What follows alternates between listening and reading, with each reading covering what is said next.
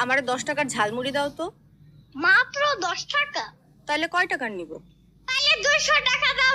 আরে না না, 200 টাকার ঝালমুড়ি তো এক পুটলি হয়ে যাবো। কে খাইবা তুমি?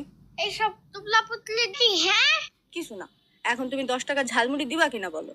তাহলে 200 টাকা দাও। 10 টাকা দিয়ে কি করব?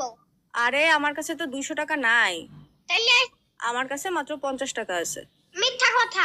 আরে না, সত্যি। আমার 50 টাকা কই? এই যে, এই নাও।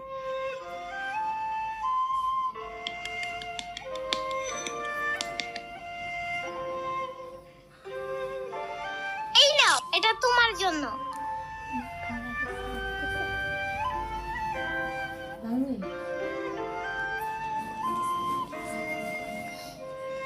এই আমিন, ঝাল বাড়িয়ে দিয়া আমারে 10 টাকার ঝালমুড়ি দাও তো।